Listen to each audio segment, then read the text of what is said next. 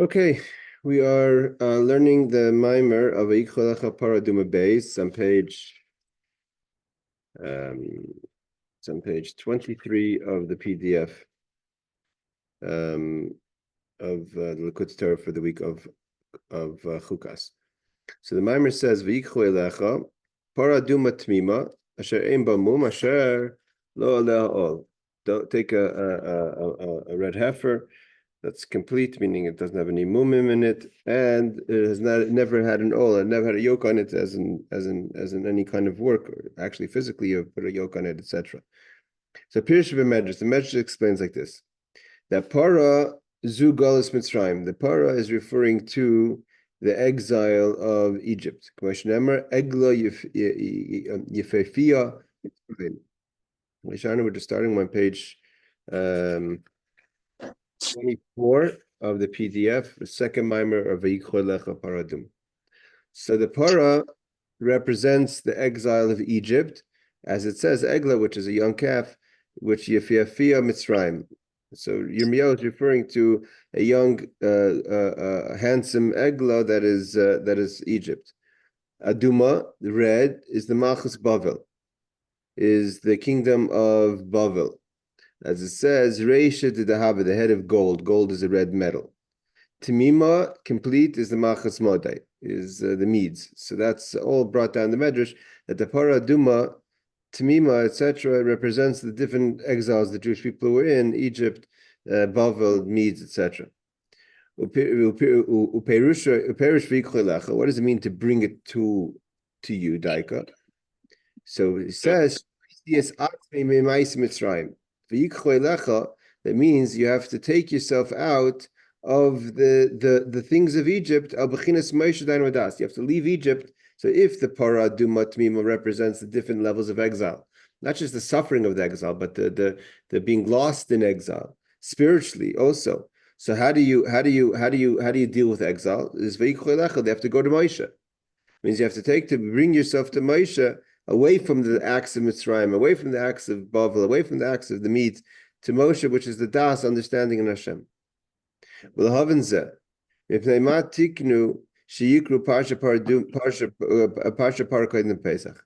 Why? We know the custom is that we learn about the Parah Aduma before Pesach, meaning the four Parshas that we read over around the month of Adar, beginning Nisan, is the last one. The second to last one is Parah Aduma. We have Shkalim Zachar, which are connected to Adar and Purim, and then we have Parah and Chodesh. So why do we read Parah before? So Chodesh is understood because Chodesh is Elachem, getting ready for the laws of Passover. What's that have to do with Parah Aduma? So the answer is so Kadeshi Taru Kol Yisrael La'as Pesach B'Tara. The idea is because Parah Aduma affects that a person should become pure from impurities. So make sure that when you do the Passover, you should be pure. So if that's the case, if the idea is that we should be able to do our obligations of the sacrifices of Pesach or state, so why don't we have that we read always before every holiday? We should read Parah. We should read Parah before Shavuos and before Sukkot, etc. So the Havanzeh, Mashakasif, to understand this, we have to understand what it says in the verse about Pesach. Amartem zevach Pesach ul Hashem. This is a sacrifice of Pesach towards Hashem. Asher Pasach, that God jumps over. By the fun of his baruch called Goli. Why does God have to, from the word Pasach, to open up also? Lifsoyach means to open.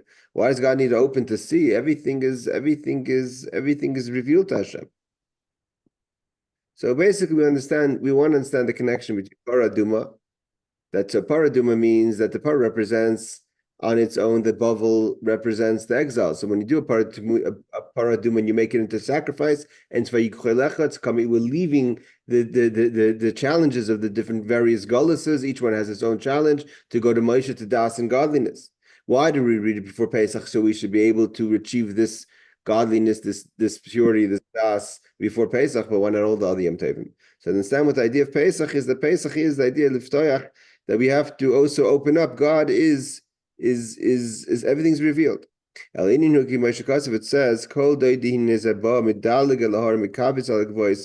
that says the voice of my beloved is jumping over the mountains and skipping over the hilltops. Ana doidi va'amarli kumi lach rayasi afasi l'chilach.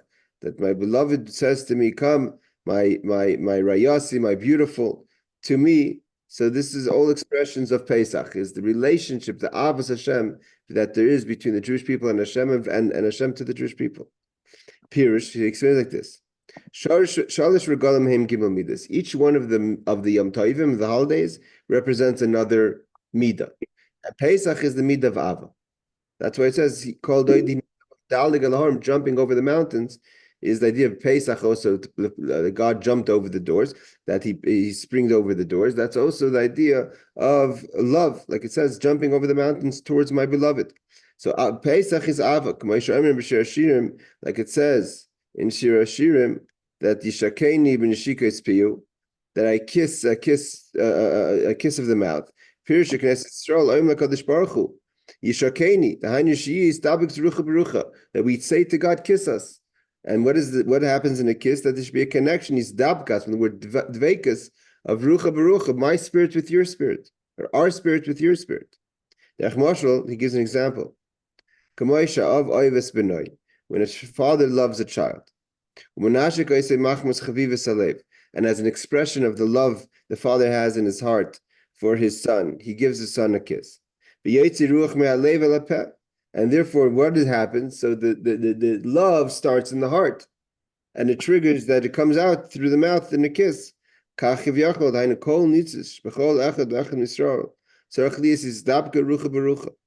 too, every one of the sparks of the Jewish people have to be connected to Hashem, spirit to the spirit. That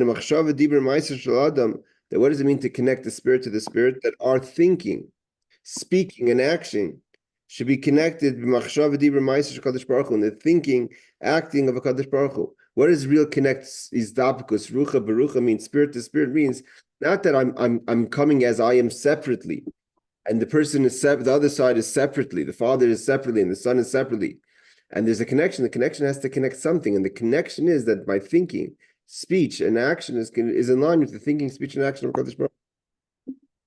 The Hainu. What does it mean, thinking and speech? For instance, Torah and tefillah and prayer. And ma'aseh tzedakah is giving charity. That you're making heaven and earth. What does it mean? We're bringing on the flow, which is the flow of Hashem is God's action. The flow brings the existence of Shemayim V'aretz, and the continuation, the kiyum of heaven and earth. Kach b'tzedakah. So too, when a person gives tzedakah, is mashbiya v'oisa. You're giving. It's a flow and doing.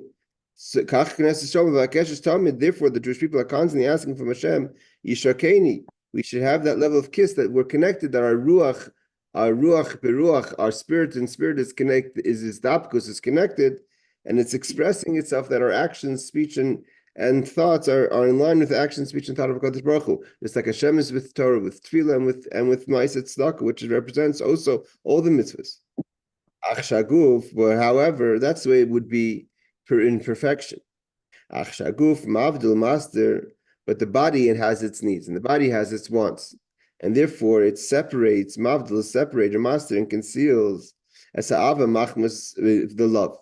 What are the things that gets in the way of a person from really mamish being able to be stapkus rucha berucha, to connect the spirit to spirit in the expression of machshav d'maisa, in line with the thought, speech, and action of HaKadosh Baruch Hu, is when a person has, for instance, dagas haparnasa, worries of providing for their family, usharit varm, or other things. Those worries and anxieties and stresses of life get in the way.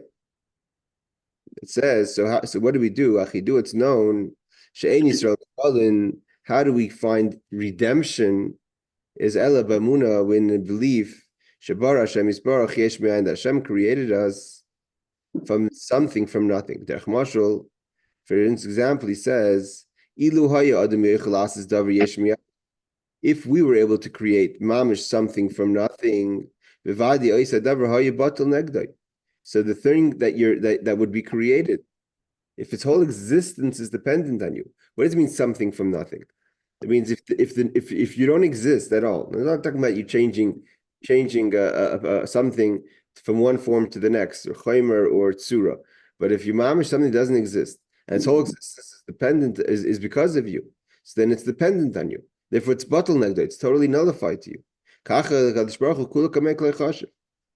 to HaKadosh Baruch Hu, nothing is really matters to Hashem, because He creates us. Anything that comes in existence didn't exist before that. His God's existence, on the flip side of it, isn't dependent on the existence of something else. It never existed, and God chose to make it exist, and therefore it doesn't. So whatever exists in essence is nullified to Hashem. At the same time, from Hashem's perspective, it's kalei it doesn't exist because it never existed before. It had no form of existence before God created. I'll gives an example. If someone says something, an idea, how do we know that when a person says something, it's the soul talking? The proof is, he says, when a person's asleep and the soul is no longer functioning, means the body is still there. The body doesn't change in its existence when a person sleeps. It changes in its functionality. Why? Because the soul is kind of not 100% there. So therefore, you don't speak. You're quiet. You just lie there. The sounds you make or the utterances you make are not necessarily, if someone even speaks in their sleep, they're not usually things that make too much sense. You don't speak. But when the person speaks, it's not like it's the soul talking and we hear the soul talking. It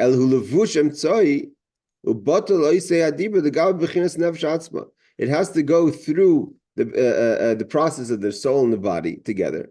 And at that moment, the speech is totally bottle to the soul, because without the soul, you wouldn't have the power to say something, especially not something of any sense. Sounds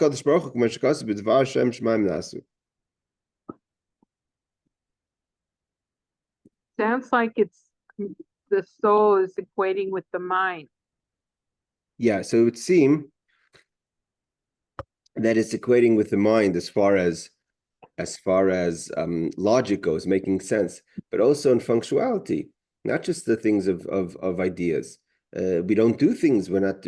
I mean, some people have a sleepwalk or thing, but we're not functioning regularly when we're asleep. We don't, just like we don't speak. We also don't do things. We don't write. We don't do all the functions that we could do as a person. That's not just. It's an expression from our mind, but it's not even. The mind is working when you're sleeping. Yeah.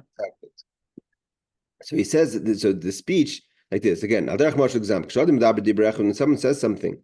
It's the soul talking. What's the proof? When one's asleep, he or she doesn't speak. But the speech, it's not the speech itself, is not the soul. It's a garment of an expression of the soul.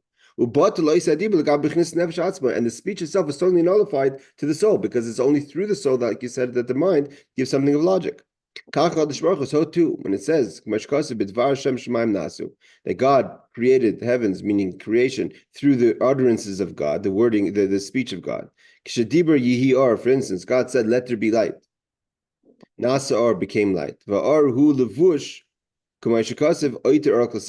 And the light itself is just a garment, like it says, God clothes himself like a cloth with light. All worlds are created with God's utterances.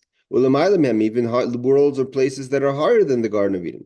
And just like the speech is totally nullified to the soul, so too all the creation is nullified to Hashem.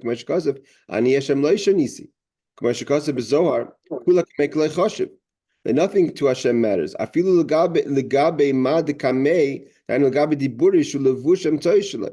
That even something that is not the essence of God, the outcome of that speech, so to say, like the speech of God, which is only a levush, the existence of everything that comes out of that garment, so to say, is also they're nullified to it. They're nullified to the speech. But the Alter Rebbe is saying over, we see two things, just to explain it a bit better. The Alter Rebbe is saying that there's the creation, or the thing that comes out of something, like if you create something from nothing, so you're bottled because your whole existence is it. And at the same time, the very fact that its entire existence is dependent on the creator is a more of a sign that it's distant from the Creator, meaning God doesn't get changed by it. When he says, "Ani violation," I don't change, and kula kamei, everything from God means to say is that the more something does not exist at its essence on its own, the more it's dependent on its Creator, and at the same time, the more it has no effect on its Creator. Because the only time something can have an effect on its Creator when the Creator is dependent on it. But because it didn't exist at all, its whole existence comes from Hashem. So therefore, it's totally dependent on God, and God is not at all dependent on it. And so why does He create? He creates because He decided to.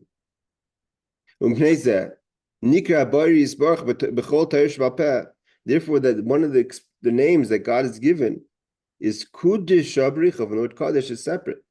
Pirush Kadesh Umuvdal, He's separate.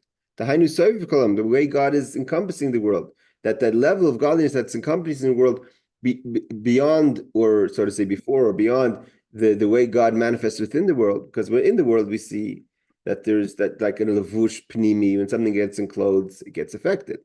And when you say world, they're discovering now, quote, the world was not like 13 billion something years old.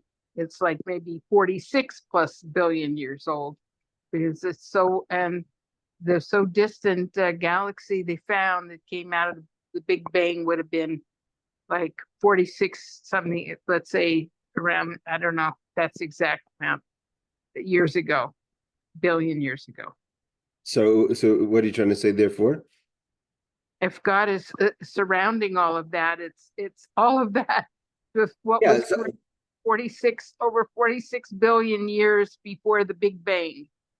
Okay, I mean, I'm not going to get into the argument of evolution versus our creation, which is the creation of the Torah, which is 5,784 years ago. But the idea is, even if science, and I'm not an expert, but even if science is to say that from a scientific perspective, it's 48 billion years ago, is because that's how separate it is. But that's how Hashem created the world initially. The Rebbe answered it once, that all the ideas of separation was how was it created? Just like Adam wasn't created a baby, he was created like Adam and Chava created like adults or young adults, in their 20s. So to the world was created Amaluyif. It was created as if it could have been possibly 48 billion years ago. But it was created 5,784. But the point is that the creation is about evolution at all. Yeah. I don't see evolution and creation as contradictory. I bring science and religion together, not separated. I'm not separating rather. I'm saying is that from for instance, in the Rebbe's, when the Rebbe explains questions like you're saying, like the scientific things that show the age of the world, the Rebbe says it's not a contradiction, because even if the world was created 5,784 years ago, it was created in as is, and as is, it could be that it seems that that's the kind of thing that in my work I try to bring together. Mm-hmm. Okay. So, but the idea basically is that because the creation is dependent totally on God, and God is totally not dependent on creation, so then it's Kadosh Muvdal, and that's represented by the concept of Sovakolam, how Hashem surrounds the world. And in the world is only the existence, is the speech. It means the speaker is Soivev, the speech is what's Maluvish inside, what's enclosed inside. And he said that the Alter Rebbe starts this off again, means how do you find inner redemption? Is there has to be the Amuna of the creation of Yesh Miyayin. So he explains, Ubemuna zu, in this belief, that belief of how Hashem, it's only that that nothing matters, and at the same time everything is nullified to God because it comes Yesh Miyayin and Aniyah Vayloi Shanisi. Therefore he says, Ubemuna zu, in this belief, this takes you out of your limitations. In the fact that you've given yourself over, like the word like hefker, totally given yourself over, like you lost your own ownership of yourself. What's hefker? When you give up ownership. So you give up ownership of yourself in things of money, other things that tie you down. So the Alter Rebbe is calling that a person who he or she is so dependent on the worries of life is hefkerus. It's you've lost ownership because you feel the fact that it creates an anxiety, and the fact that you're dependent on it means it's a separation from the belief of Soviv Kalam, of Hashem is beyond the world. And when you have the belief of that nothing really exists outside of Hashem, so that Amunah takes you out of that situation of the hefkeris of worldly anxieties. For no reason, the Rebbe says, that no matter what happens, no matter what the situation is, we know that we come from the situation of Saviv Kalam, and therefore that Amunah takes you out of that hefkeris, that you've lost ownership of yourself. Maybe then to feel. I mean, I could realize the truth of this and also feel anxious about what's going on. Yeah, okay. We don't always have control of the fact of our anxieties. But the Alter Rebbe is saying is that by really getting into the idea of Saviv Kalamim, it frees a person from this hefkeris that you've lost ownership. And we say in Shema Yisrael, b'chol nafshe, with all our soul, beis pa'am b'chol yom. We say that every day and night, be'erev baboker be'erev, in the morning when we wake up, in the evening. It means in order for it to really take hold, you have to really become true with that idea. In Mesiras Nefesh, giving over self-sacrifice to Hashem, b'chol nafshecha. And it doesn't mean that we don't need to deal with things in this world here. No. Maybe the destruction of the planet and all the species and the politics of doom and so on and so forth. We're still dealing with it. No, it doesn't take away the reality of dealing with it. It takes away the mindset of losing yourself. Hefkeris means when you feel lost. Amunah, you have a belief that there is, and that we are in the world at the same time, and we have to deal with it. But to feel lost from it, that's the issue. He gives it a suggestion. You must connect, from the word kesher, your soul in the oneness of Hashem, Dahainu. That's what you said before, the that your mind, your thought, speech, and action have to be connected to Hashem. And that's what tshuva means. Tshuva means return your consciousness to the reality of Hashem. This is the famous idea that you can't. Tshuva is not separate from where the problem is. You can't avoid the problem. If you're suffering from a problem, so tshuva ba'isei makom is in the place where the problem is. You can't suffer from one problem. You don't clean up a room by going into the next room and ignoring the fact. That means you can't close the door and say, okay. I mean, you could just, for a little time, to take a break. You throw yourself into the that's the concern with saying, oh, I don't have to worry about anything. God takes care of everything. That is just letting things go and in a bad direction is not a good. No, so you're saying tshuva is ba'isei makom. Means where the problem is where you have to find the tshuva. Like it says, we've quoted this. This is a quote the Alter Rebbe quotes in the Memorim of Elul, in the pasuk V'aschanenu b'kashtem misham. You have to go back to Sham. You have to go back to there. As Hashem lekecha. And if you go back there, you'll find him. Pirish misham daikav, from the same place you lost him. Avshu rachak ma'id, even seemingly if that's so far from you. Dahainu sheyitin eitze leitze misham uliskash l'mayla mamash lo yechel madrega madrega. Says dahainu sheyitin eitze. You have to find a plan. Leitze misham, from there uliskash l'mayla mamash, to be able to connect above. But lo yechel madrega madrega, not to jump from one place to the next place. Is you want to okay? So where I lost God, I'm going to try to find God somewhere else. Where you're struggling with the loss is where you have to find him. And just like we say, God is jumping over the mountains. What does it mean, jumping over the mountains? The mountains also refer to our fathers. Our fathers, voice, and jumping over the hilltops, Shem Chachma Utvuna, from jumping above our wisdom and understanding. Sometimes, how do we do that? Is to jump over. We have to jump out of the Chachma Bina, even the seichel of what's the arguments in the conversation, to jump towards Hashem, the idea of Pesach. At the end of the day, the Rebbe says, to God's greatness, there's no cheker from the chakira, there's no real understanding. Utfunase in misper, and to try to understand God's understanding, there's no number. Vein yechoyle lagia hamshacha eleinu ve'eich. How is it possible? How can we go from God's greatness, which we can't understand, and His tvuna that there's no number, that we're going to try to get to us in our lowly place? Ella pirish koil. So it says kol doidi hu doifik. That's kol doidi. He needs a bo medalagal harim. It's the voice of my beloved. So what's pirish kol? Hamshacha ela shu medalagal harim. It's you're bringing it down. Kol is a communication. So it's an hamshacha, but it's in a way of jumping over the mountains, jumping over the seichel, jumping over the situation, springing out of the, and that's why he's getting to why we have to do Aduma before the Avodah of Pesach. He explains top of the next page, which is page 25. Jumping over means above the logic. So if God jumps over, we can also jump. Sometimes we need to jump over without calculations and reason. Just jump towards the holiness. That he responds, my beloved responds, it says, Kumilach, li daika. Li tells me, God says this whole creation is you're not a victim in the world. The whole world was for you.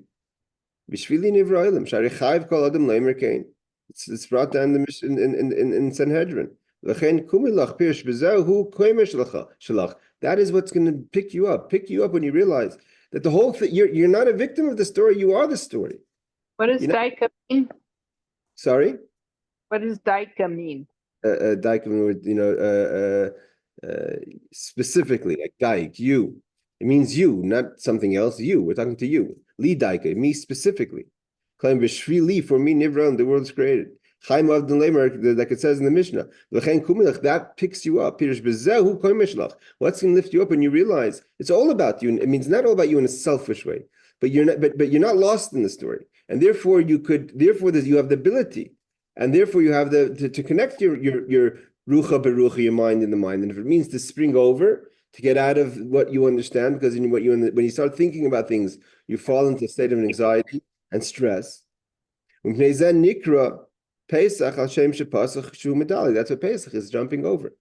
And this answers why do we read Parshas Parah before Pesach? It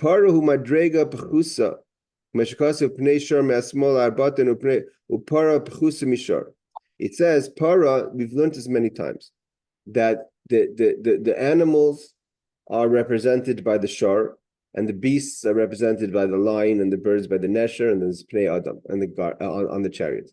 So we asked, we learned, for instance, in a mimer before, that why is the carbon tamid from the keves, from the sheep?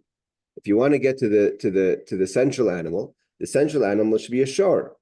The keves is just a byproduct of the shar. That one from the shar comes the other smaller animals, less directly connected to the merkava. So if we want to do the daily sacrifice, it should be the shar. So the Alter Rebbe answered in the Maimon we learned, I believe it was in Emor, the Alter Rebbe answers, because not everything has its thing. The general animal, yes, the essential animal is the shar, but there's a unique quality of the sheep, which has the Rachmanis, which is davening. So therefore that element is awakened in Tefillah. So same thing he says over here, when it comes to the Parah Aduma, even the Parah is not an essential animal, it's not the ox. But therefore he says, the Parah, she's a lower level. Like it says, a Parah is less essential than the ox itself.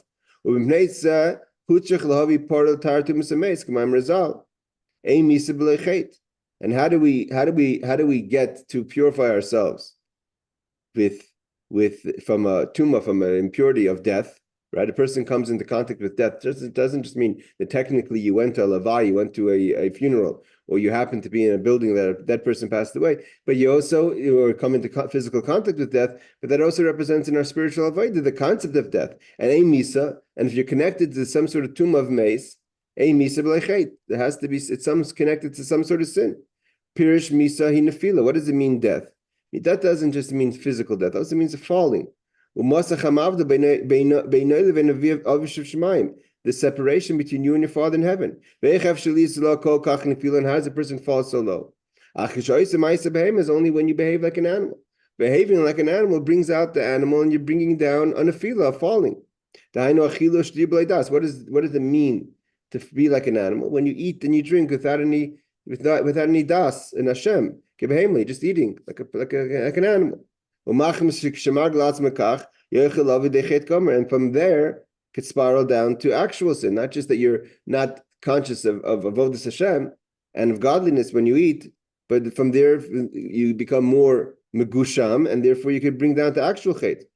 Even though you started, nothing wrong with eating. It wasn't non-kosher food that you ate, but it just wasn't about being godly. So that, he says, and if you act like that, you eat without thinking, without godliness. And because of that, you could come to chet gomer, who had to gomer, even if what you ate was permissible. But he says this idea is talking about the person who already, he already or she already went out of their Egypt, from the pleasure of the body. And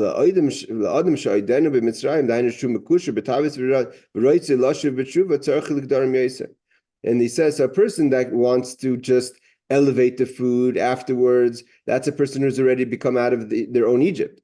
But if you're still stuck in your Egypt, which means you're a slave to your lively pleasures. So therefore, the only way to do tshuva is to set up stronger boundaries. And the stronger boundaries, he says, is represented. You have to remember, this is a short mimer, which means you have to try to put it in the blanks. Therefore, on Pesach, we have a lot of precautions. We don't eat any chametz because we haven't yet left Egypt. We're leaving Egypt on Pesach, and therefore we're not yet strong enough, and therefore we have to have extra precautions. We can't eat chametz, which represents ego. Even a drop of chametz is prohibited.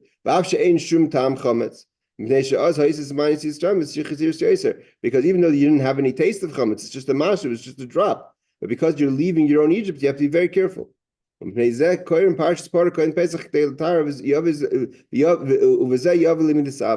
therefore we read Parah Aduma before Pesach, because we have to purify ourselves from the situation of Mitzrayim. And therefore we have to burn the Parah and be able to bring out the love. Like it says, Hinekel Doidi, the love, the call of my beloved, to get out of the situation of Mitzrayim. And therefore, specifically, before Pesach, when we're still in Egypt, we're still captive by the ideas of Mitzrayim, we need special energy to help us get out of that. You have to take the Parah and burn it in front of the eyes of the Kohen. Like the other Maimarim, the Alter Rebbe explains, that you have to lose your form and bring it down to the Afer, to the ash. And then you take on top of that eitz eretz ve'ezav, the different tree branches that go into an eretz and an ezav tree that go into the burning, into the mix. That those are two opposite, represented by two opposite ideas. With like the erez is a tall tree and ezav is a small tree. The erez is a very tall tree from the trees of Lebanon. The ezav is a much smaller, very small plant. And you throw both the large and the small. Again, the Alter Rebbe is not explaining, but he explains in another Maimarim, representing humility and ego. And then you have to dip it into the water. The Hainu Mokor Mayim Chaim, the source of water of life. Like it says, when you leave the Torah, you're leaving the Torah of life. So in order to find purity, we have to dip it into the water, the Torah, the water of Torah. And who does this? How does a person find purity, and how does a person find the ability to find the strength to get out of their Mitzrayim is by bringing it to Moshe. Moshe is also the concept of water. Like he was drawn from the water, that we shouldn't be like an animal that has no das, which we should have, that everything we do should be connected to das of Hashem.